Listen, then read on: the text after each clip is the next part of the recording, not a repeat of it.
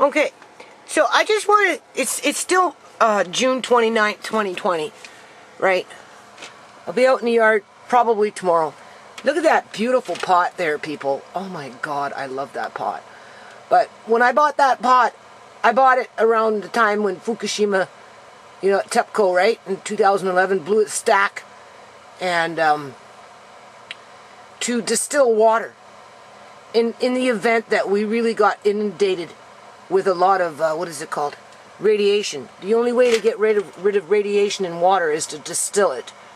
So I don't know if I took out the bowls that I have for that, because I bought bowls that go inside that pot to catch the distilled water, right, as you're boiling and steaming, right? So I don't know if the bowls are still in there, but anyway, I'm getting up into this little bathroom that I never use, and look what I found. Oh, I'm happy. That's my other dehydrator. That's my big one, because my other one's broken. And so hold on a minute. Yeah, I'm in here now. You can see I got fishing rods up there to take Andre fishing. He said, I see those fishing rods now. I said, I know. This is to make little hamburger patties with. You freeze them, whatever, right? I don't know if I want to get that. I do. I kind of want to use that pot for a canning pot. I mean, that pot's been sitting there for, oh my God, how many years now, people? 8 years? I don't know if there's bowls in there and bowls not, right? But a lot of this stuff was my Value Village days when I was, you know, wanting to do cooking videos on YouTube. That was going to be my thing, right? I was, you know, what can I do, people? Not too many things you can do, right? So I was going to, you know, oh, well, we got this little frying pan and we're going to cook this up today and blah, blah, blah, blah, blah, right? You got, you know, 1, 2, 3 different kinds, right? You can see here, right? And, you know, bring out the old school utensils and those kind of things, you know, like these little pans, and, you know, there's this one here makes ice cream, for ice cream, right? You make a cone with it. All kinds of neat stuff in here, right? So anyway, I'm clearing it out though, right? Because I'm having to clear out my haul for Amari. So I'm taking some of this stuff that I have, but I just want you to see that my intentions were always in the right spot in terms of a YouTube channel, spreading goodwill. I never thought that I would be talking about many of the things that I do talk about, people. This is all for, see, this one I can't put outside, because this is rolling pins. You don't, you know, wood sweats, right? Look at that. Beautiful, beautiful rolling pins, right? I'm going to leave that one out. But underneath that one are those Wilson pans to make cakes, right? Because I wanted to make fancy little cakes. And hold on. You can see I have a whole bunch lining my wall, right? It's like over the years. You know, I've been in this house 10 years, people. That's a long time to be in a house, right? You can see. Well, I've got a whole bin full of those things too, right? It just ran out of wall space, right? I just don't have a big enough kitchen. Okay, people, look what I just found. I scored. Right? See, I don't want to put this outside in the, you know, whatever, because it won't get rained on. Well, yeah, everything leaks.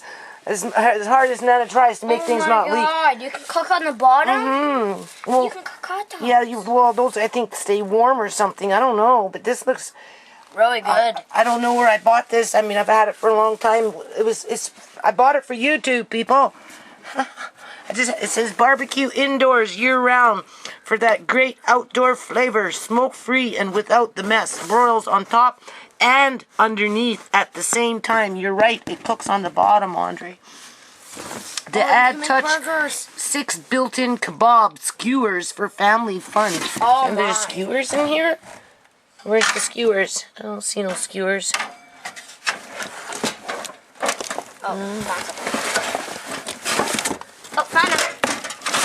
Where are they? Oh my God, look at this, people. Oh my God. We're going to try this out. Oh my God. Try it out today. Well, maybe when you make dinner. No, here's something. I'm direct. Look at this. It's brand new. It's brand new, people.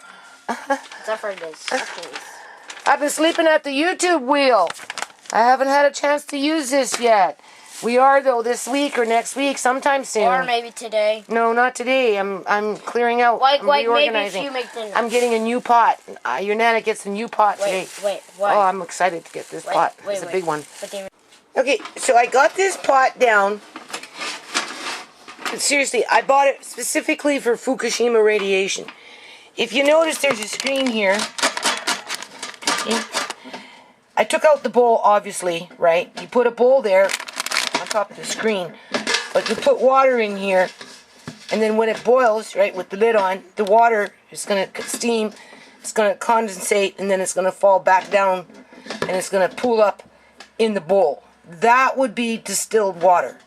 That water would be clean to drink if you had no way to filter out the radiation, among other impurities. So, you know, to be honest with you, I don't know if I want to start mucking with this pot with the way the world is going.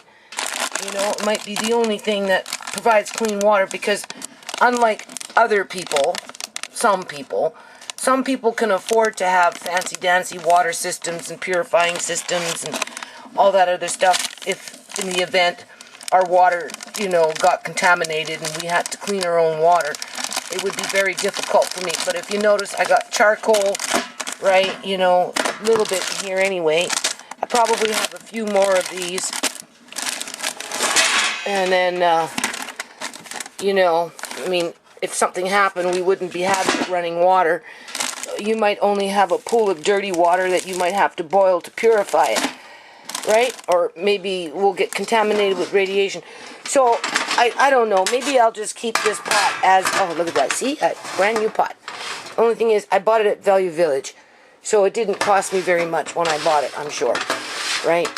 And I have the bowls in there, right? To use it for the purpose that I bought it for. I just don't know if I should put it back, or maybe if I should just put it somewhere else, because I'm making room now, right, people? And just off to the side, right? So that if something ever happens, you know, we have it, right? I don't know if this would be strong enough to be a canner, a water bath canner, right? I don't know. It's kind of thin. But for distilling water, this is perfect. Okay, so turkey now. It's July 1st, 2020. It's kind of getting late. It's going pushing on 6 in the evening, but I need to get this done. You can see how much I paid for it at the time, people. $14.40. That's why I picked up a few of them. Anyway, it's quite large, so I'm going to start on that. Okay, so 8 jars.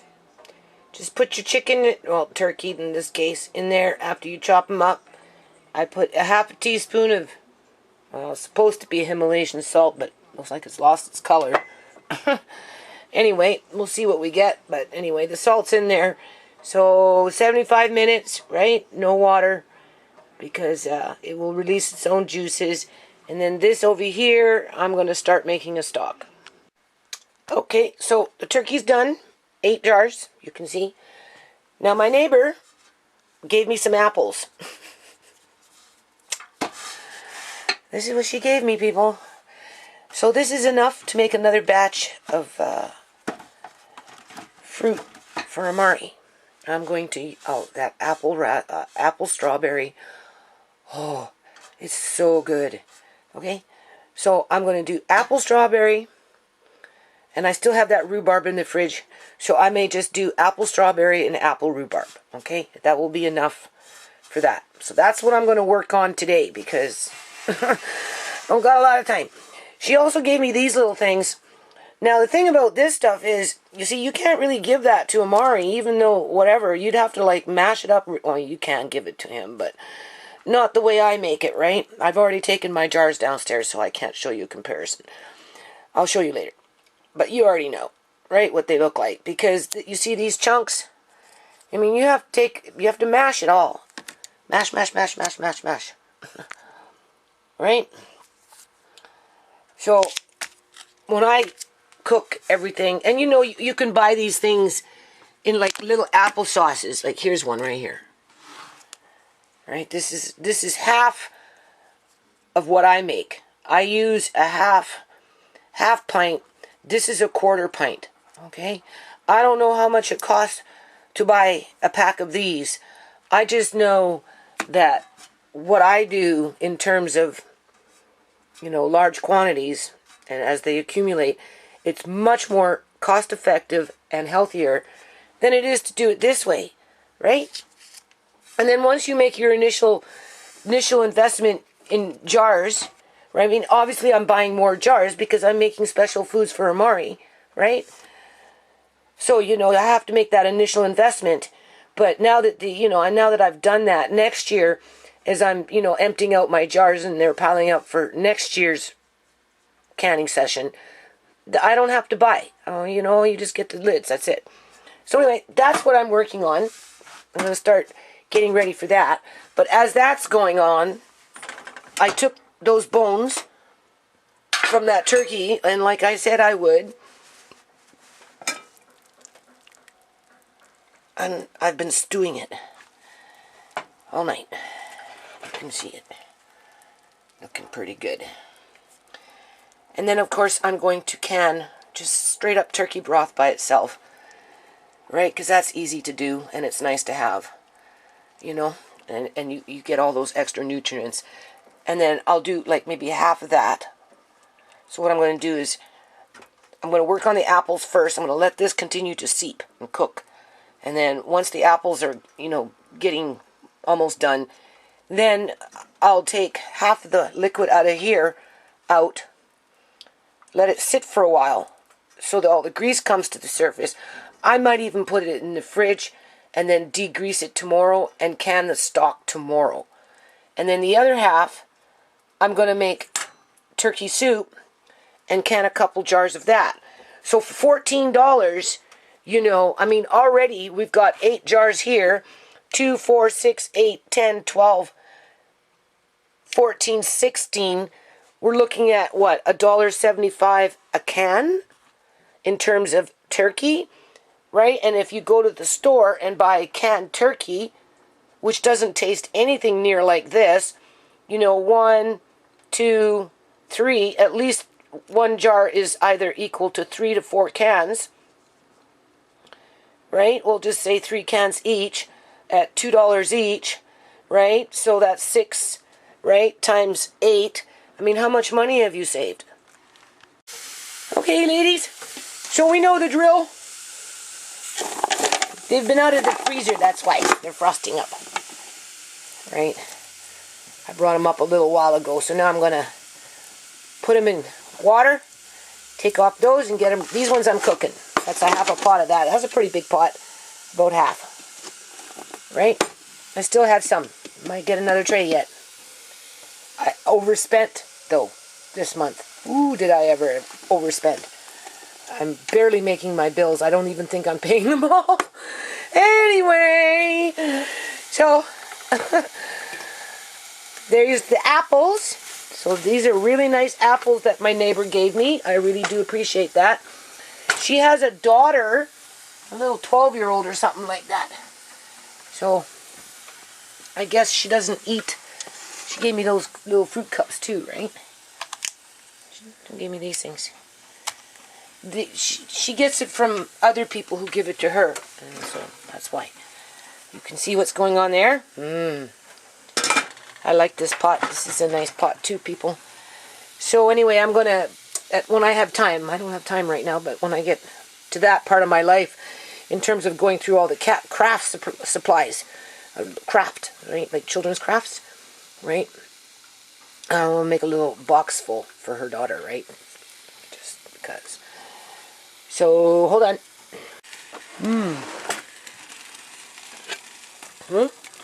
I have a strawberry in my mouth. Oh wait, sorry about that. I had a somewhat frozen strawberry, and it was a big one. It was in my mouth, eh? Oh boy, it was so good. So what I've decided, these strawberries, man, oh, they're delicious. Like I have to find a way to go back, buy some more, and I'm going to freeze them because cutting one in half and putting it in this, right? semi-frozen, that's what I'm going to try with Amari.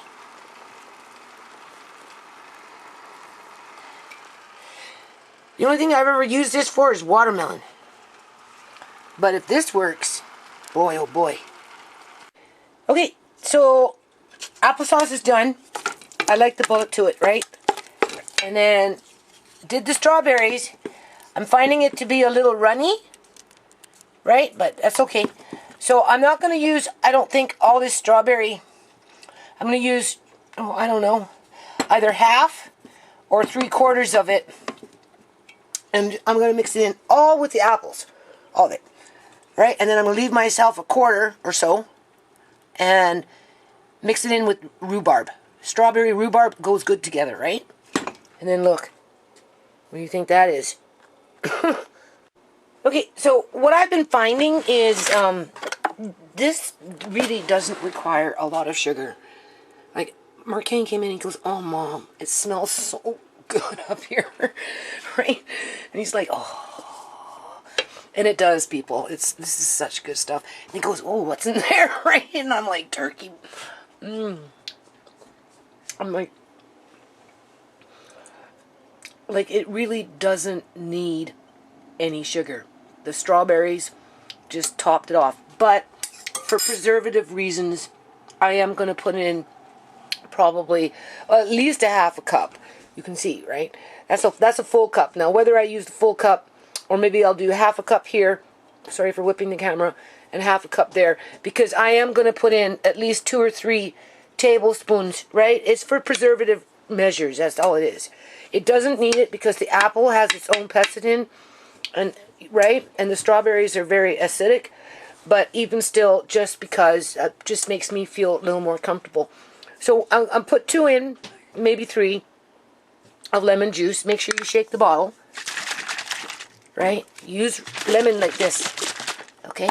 Because the lemons that you buy in the store have been genetic. Most of them have been genetically modified over the years, and they've lost their acidity, right? So this is why, when it comes to canning, they recommend this.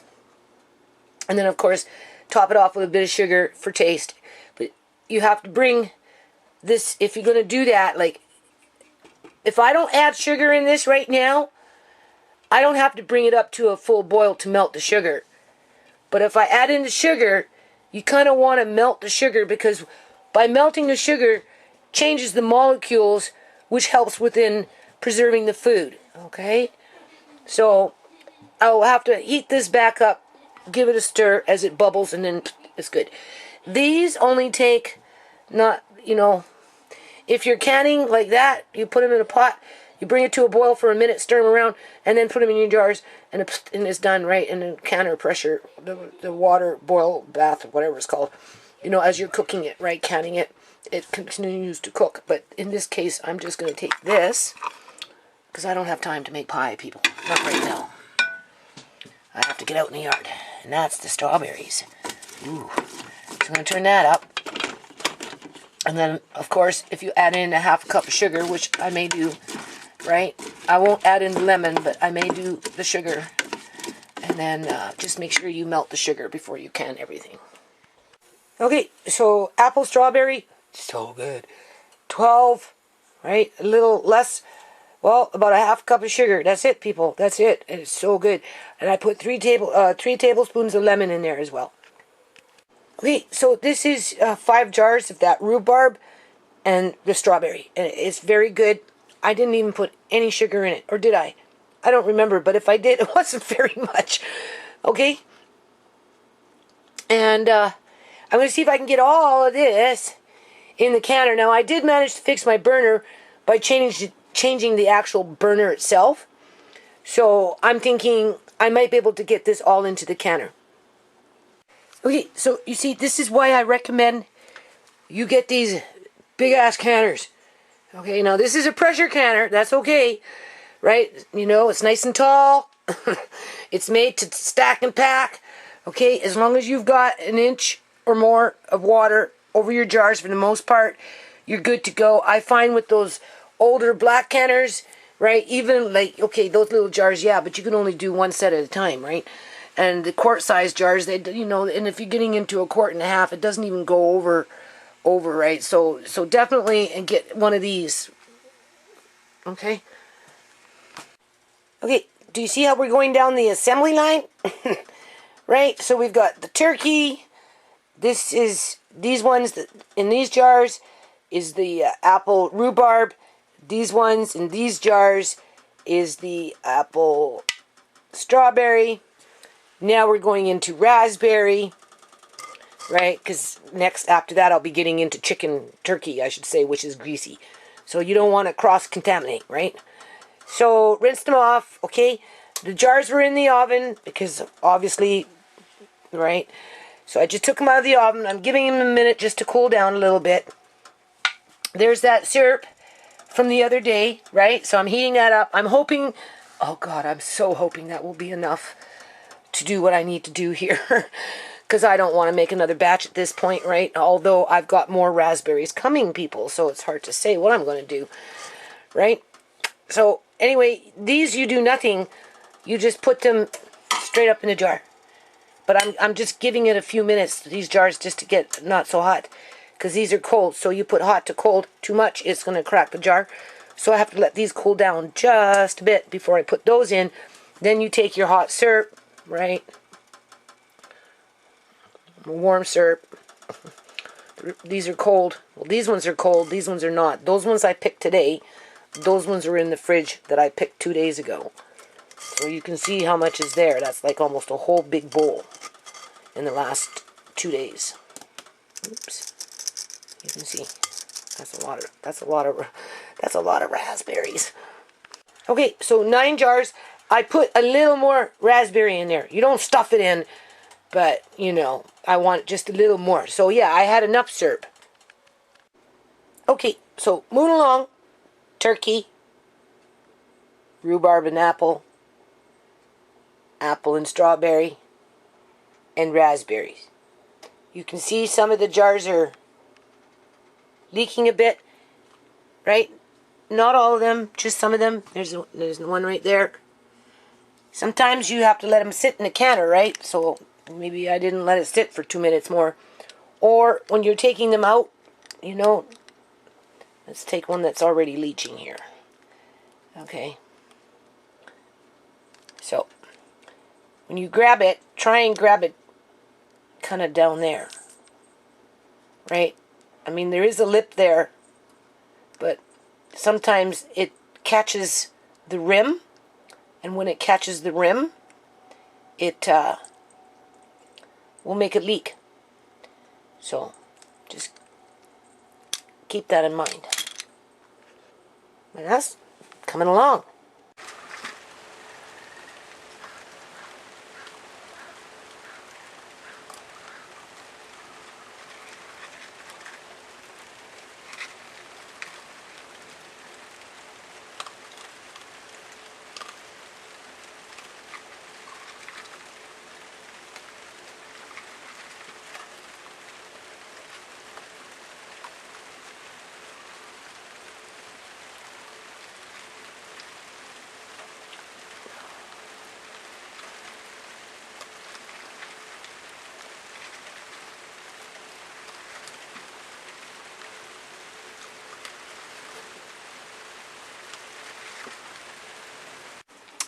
Okay, change of plans. I'm not happy with this broth because there wasn't enough turkey in the amount of water that I had in order to get the flavor that I wanted. If I would have just kept it in the original pot that I had it in, which is smaller than that one, and this one's full, right? It would have been more richer. However, I can continue cooking it with this that I was going to bake in the oven, but whatever. This will work. Those ones right there. Right? And then I'm going to throw in some more carrots. Now I did put a little bit in here, right? So this one I'm going to separate. This one I'm going to take out. There's carrots and a little bit of onion. I'm just going to put that in a smaller pot, and then I'm going to put that in the fridge to make soup with. This one, I'm going to put some fresh carrots in, some celery. Ooh, put some celery in there, and another half an onion, and a whole bunch of celery. About 3 stalks of celery, 3 or 4 stalks of celery, because I like the celery taste actually. Because I'm not getting a turkey taste now, so now we're going to go mild turkey with vegetable base, right? And then maybe about another 3 or 4 more carrots. Maybe 3 carrots, 4 celery, and a half an onion, because I've already done 1 whole onion in here, so I'll just do half. And then I'm going to stew it all night long. I will put the gizzard in there, but I can put the heart in there, but I don't think I'm going to put the liver in there. The liver I'll fry up, right? So hold on.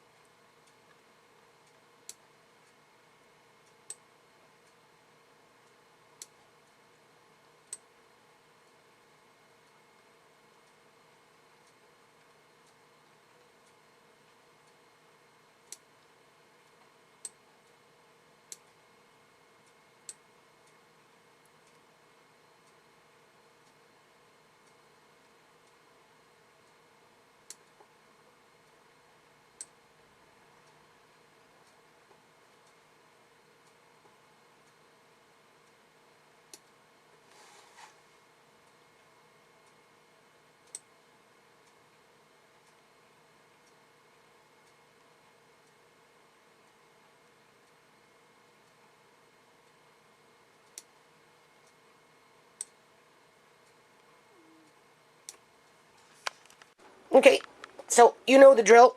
Down the line.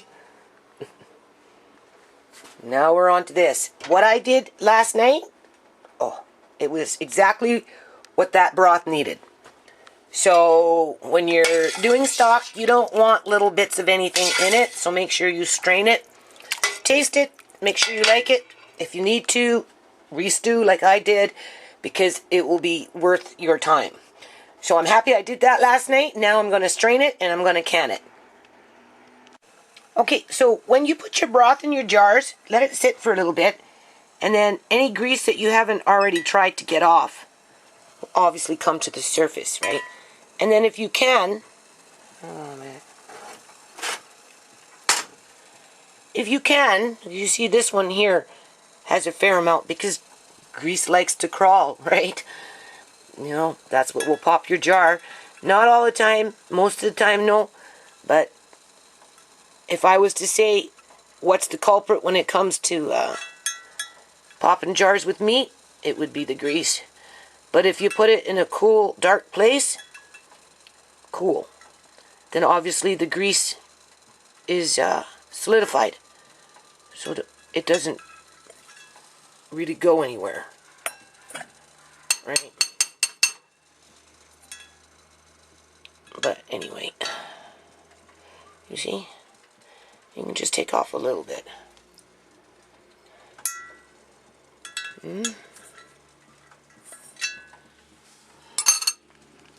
Okay, I just noticed something. Now, I'm pretty good at checking my rims, right?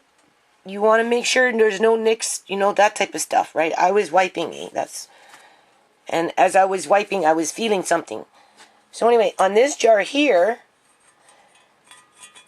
there's something there. Now it won't come off, which tells me that the glass has been compromised here. Right? So you technically you don't want to use this jar, even if it's just a little bit. And I'm like, well, it's just a little bit. Why not? It'll be okay. That rubber will seal in on it. No. You know, you don't want to take any chances in terms of ruining your hard work because of you know, not going in the right direction. So anyway, this jar is compromised. So this jar, I'll mark it so that or I'll put something else in it. It can go on the counter, right, for something like that, but not for canning. So I just wanted to point that out. Now, I do have these jars here from when I was doing the turkey, right? Canning the turkey. So, I mean, it's pretty straightforward. We just put it into another jar, okay? And honestly, I kind of wanted 1 pint size because I'm going to give a couple of these to my son, right? You know, for his cooking. See if he likes it. Because economically, you know, it makes sense. So there you go. So problem solved. Now this jar I'm not going to use for canning anymore. It's done. It's completely done. Right, so pay attention to that when you're canning. 1 inch headspace, that's what it says. Right. You don't have to sterilize your jars when you're pressure canning. Okay. Just keep that in mind. So top everything off to about 1 inch. You're going to lose a little bit. Do you see how the grease is coming? Right.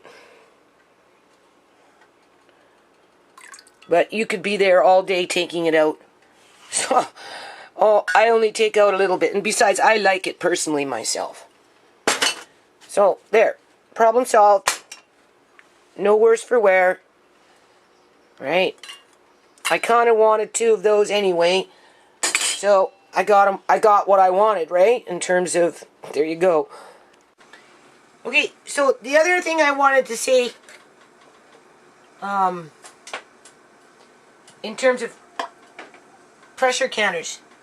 Now, I've done a video, right, where I pressure canned some stock. In my other pressure canner that just has the weight. It doesn't have the gauge on it, right? And on the other pressure canner, I still kind of run them on high. But I used to run them on high. Okay. Whereas this one, when the pressure is going through the gauge, I'm finding that I have to turn down my knob down to 3 just so it doesn't go into 15 pounds per pressure. Right?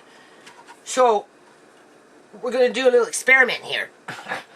We're going to see if I have the same problem on a lower temperature because I'm using the gauge pressure canner versus the weight pressure canner, right? Because I'd rather run the weight one at a higher temperature and know I'm doing it right in terms of getting that heat and everything going through. Oh, burners are smoky. Andre comes in here and makes, he puts, what is that called? Hot chocolate, mixture into a cup and he spills it all over into my burners. So anyway, we're going to see what happens.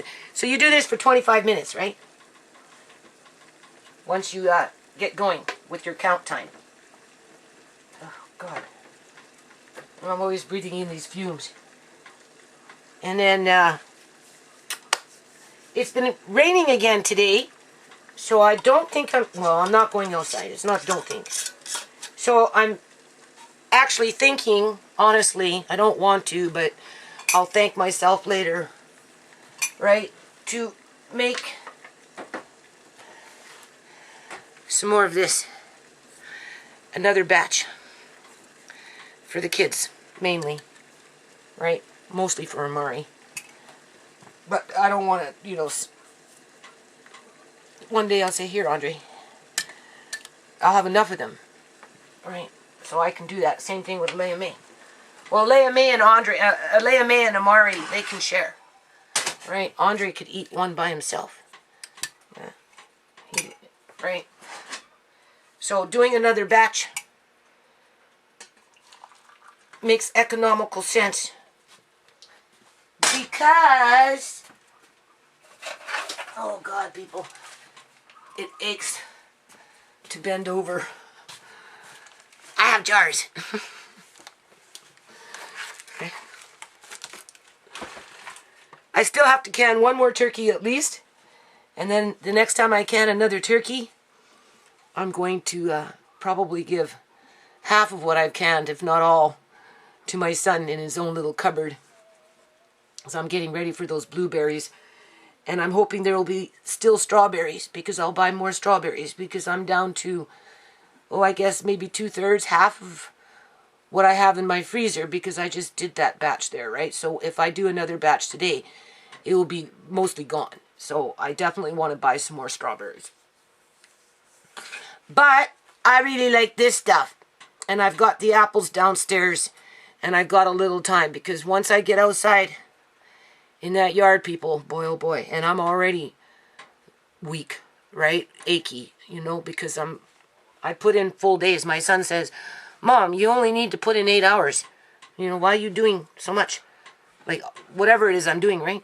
And I'm like, that's not the way it works, right? Especially if you're canning, sometimes you have to put in a 12, 16-hour shift, right? I mean, there is videos where I've been up till 3, 4, 6 o'clock in the morning, starting from yesterday, still canning, right? Depending on what you're canning and how much, right? So everything's out, and I've got the stuff, so it's pretty easy to do this. Doesn't take much. And don't forget, the raspberries are still growing, right? So I might end up doing another batch of these, which will be fine. Right, I don't want to make jams and stuff like that. I have enough jams in the house. Right, so anyway, I'll be back. Okay, so this canner here, kind of annoying. You have to kind of stand around it a little more, because you got to watch this little thing, right? And when you start turning down the heat, you start turning it down gradually, Because if you go below 10 pounds pressure, you're going to have to start canning all over again, right? So you don't want to do that. That's why with the other canner, with just the weight on it, I tend to run them a little high, because I don't want to go below. I'd rather be at 15 pounds pressure, right, ready to blow off the roof kind of thing, versus doing it 8 pounds pressure and then not having my stuff canned properly, right? So I like them both, right? You know, like the other one that this little knobby thing, I don't know, it got stuck, you know, so for the other one, it worked out really good when I needed it, right? I'm just washing jars here, getting ready to label them, right? And the other thing is, if a jar is going to pop, okay, chances, see, it's rising, right?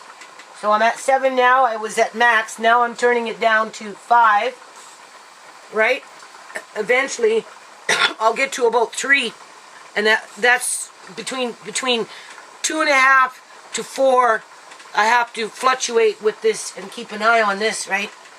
Because even when you have it at 3, sometimes that pressure just starts building up again, right? So then you got to turn it down to 2.5. But then it starts to drop, so then you got to turn it back up, you know. So I'm just letting you know that, you know, yeah, see, it's still rising, but I'm at 5 now, so I'm going to put it on 4, right? And then eventually I'm going to stable it out at probably 3. And then I can breathe. And I've got still 23 minutes. You only have to do this for 25 minutes because it's strictly stock. So we know I need to do one more turkey.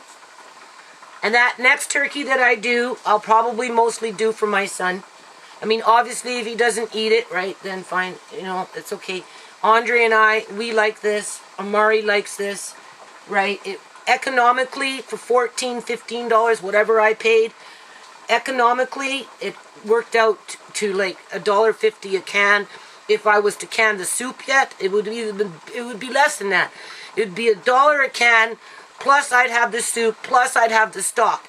So, you know, we're already at 8 meals like this at $1.50, not including the jar, right? Because I bought a lot of jars this year because of this stuff, people, right?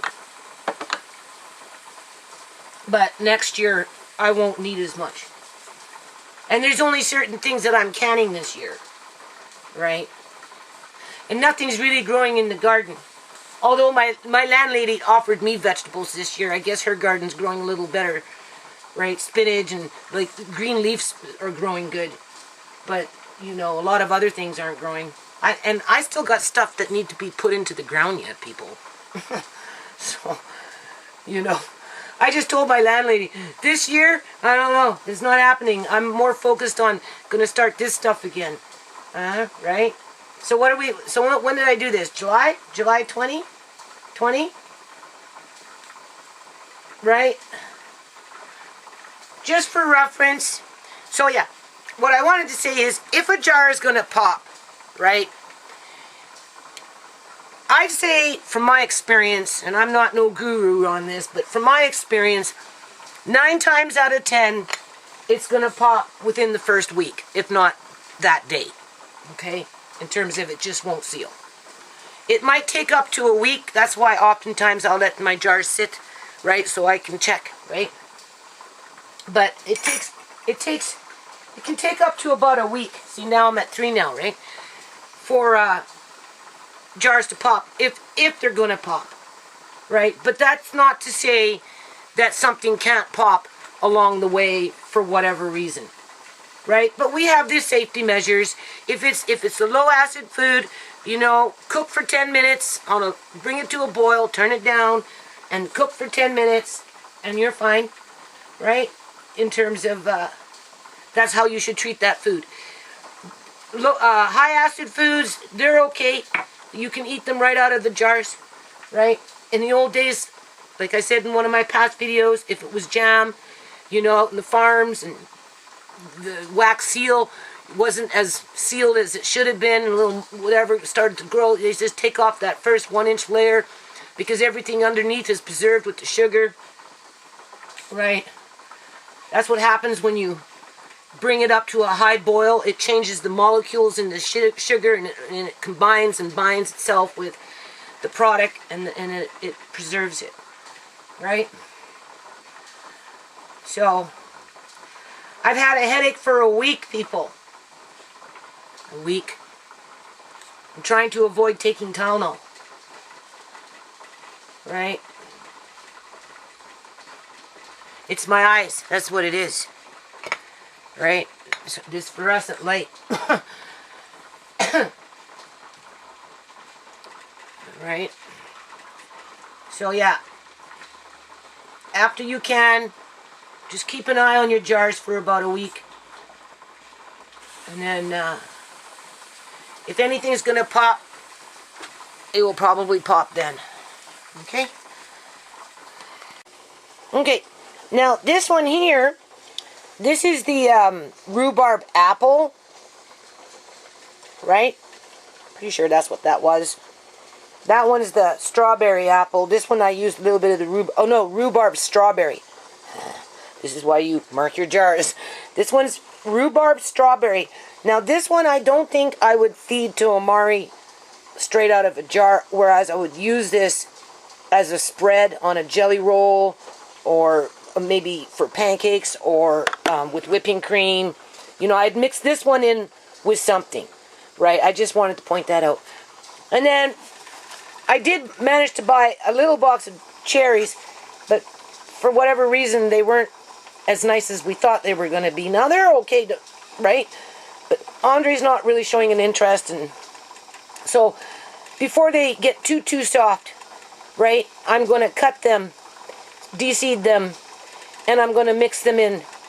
I think I'm going to do cherry strawberry and do a similar thing like this, right? And then, of course, a little bit of apple strawberry too, right? Okay, so the other thing I want to say is sometimes you can't do it. It's just not possible because of pots piling up, and you know, you've only got so much space, and the counters are full of jars and whatever. So anyway, when your pressure canner is done, which the beep, my timer is going to go off here any second. When you turn off your heat, technically you're supposed to remove the canner off the burner because it's going to continue to cook, right? Just because of the heat on the burner itself. So it's just better to move the canner if you can. And you know, it's just one of those things in life where you kind of have to be strong to do it, right? You know? I mean, obviously, the older you get, the harder it gets, right? But, so, you see, my timer went off, and you turn off your stove, you take a deep breath, okay? I got it. I'm just going to pick it up and move it over there. And when these things are full of jars, boy, it can get heavy. It can get heavy with water, but either or, don't be afraid to do it, okay? You just grab it from this part of your hand, okay? Because that's the strongest part of your hand, all right? Not the fingers, okay? So, right in there, okay? You pick it up, you brace your feet, right? Watch your back, and then just 1, 2, 3. And you gently move it over, whew, and then you leave it. And you let everything come down. Now, because we're doing liquid, we've got that vortex going on in the jar. You'll see that in my other video somewhere along the way, right? So, after the pressure goes down, right, and it's okay to open up the canner, I would still give it another maybe 10 minutes, seriously, so that we don't get that purge coming out from the jars, because once you change the pressure, even though the pressure is down in the even though this is down, everything's down, it says you can open up the jar. The jar is still in that vortex stage. And if you bring it out into the cool air, right, it's just going to spin it up faster and, you know, pop the lid, close the lid, pop the lid, close the lid. We've seen that, right? And I ended up recanning those. And they pretty much were doing the same thing. So this time, You know, and this is the thing. Canning is trial and error. You get to learn your own little techniques. I'm just telling you along the way, right? So after the pressure is gone and I can open the canner, I'm still going to leave it for another 10, 15, maybe even 20 minutes before I actually open the lid, right? And hopefully that will prevent that vortex from pushing up the lid too much. Okay, that's why it's important, especially with liquid, that you take it off the burner if you can. If you notice, I did that last out of everything that I've done. And I've washed my jars and the box, right? Don't forget. All right. Line it with paper. Wherever you're putting your jars, get into the habit from the very beginning. Put white paper underneath them. It doesn't matter if you're stacking them on a shelf or if you're putting them in boxes. And then because when you put it in storage and they're sitting on this, if something should pop, you're going to see the telltale sign, and it will be easier for you to isolate the culprit jar, right? Just touching base on these things, just going over the drill, right? I'm just showing you that, you know, in the old days, families used to do this stuff kind of together because out of necessity, right? And, I mean, obviously some are more I don't know if you can say motherly oriented, but, you know, I mean, when you think of canning, you always think of grandma's back on the farm, right? But it wasn't just the grandma's back on the farm. It was more of a family kind of a thing, right? Because this is how they survived throughout the year, right? And whatnot. So leave that now for however long. Just keep in mind what I said. And as that's cooling, I've already washed my jars in the sink. Lukewarm water, right? Rinsed them off with cold water, right? Now I'm letting them air dry a little bit, and I'm going to label them. I'm going to get them in their boxes, and then I'm going to get into the strawberries with cherries, a few more strawberries with another batch of applesauce, because I've got the apples downstairs because I bought that when I bought the strawberries. All right, and then I'll feel good about that because, you know, I'm getting a pretty good little stockpile for the winter, right? And this is really, really, really good stuff, I tell you. You know, you don't know until you try these things, right? I mean, it's always been in me to do this stuff, but I'm taking it to a whole new level. If I could start a business, I would, but just never was in my cards, people, right? It would be nice if the foundation could do something like this, but I don't know. I think our government, you know, I've been working on this foundation for 20 years, right? And just the hardships that I've had around it, the amount of money that I've spent on it, the amount of abuse that I've received because of it in terms of going out in the community and doing things, being attacked for doing things, having people try and pull down my American flags, whatever it may be, right, over the years. You know, now I've got people spamming the trademark in terms of Google search engine because they think they're being funny, right? You know, that kind of shit, right? It's nothing new under the sun when it comes to that. But no, seriously, like if the nonprofit would have been, you know, this, you see, that's the thing though. It's the politics. They don't want it, people. They're gonna make millions into dire poverty worse than they're already experiencing. Okay? They don't care, really. They don't care who they hurt. Right? They need that gene pool to pick from in terms of who they're going to target next. And they're going to use food to wear you down in terms of lots of people aren't going to be able to have access to good food. Right? They're going to be standing in food lines longer than what they've already got at the rate things are going, because there's not enough people pushing back in a, I guess you could say, legal sense. You've got rioters out there rioting, you know, and cops shooting rubber bullets and all this crap, but that's not fighting back, people. That's not the kind of fight back that we need. We need to take a lot of these politicians individually to court. If you take them to court through a government, the corporation protects the individual. That's why nothing ever changes. right? And because the cards are in their favor in terms of the financing, you know, the crooked judges, you know, the corruption within the whole system itself, we need like hundreds, thousands of people filing lawsuits with lawyers that know how to run the system, right, and keep up with it, and be the leader within the system itself to put the brakes on this tyranny that the general population is under attack with, because that's what's happening. Like, my grandchildren don't have a future under the context of the premises of what these so-called politicians are trying to introduce into mainstream society as the norm. No, this is the norm, people. Okay, this, what I'm doing, is normal. Just remember that, okay? And if you think that you're going to have a hard time keeping up with the cost of living because you're not considered the elite, then I highly recommend that you start getting into some canning, honest to God, because at the end of the day, it may save your family from starving. Because I think we're going into that, you know, the sun is not, they blocked out the sun so much, people, that there's very little sun. Nothing's really growing. It's been cold. It's still cold. We're in freaking July. It's raining. It's been cloudy. It's been cold. That's why my landlady said, oh, if you need anything, that's okay. You know, I got spinach and, you know, right? Because she had a little time to plant faster than me, right?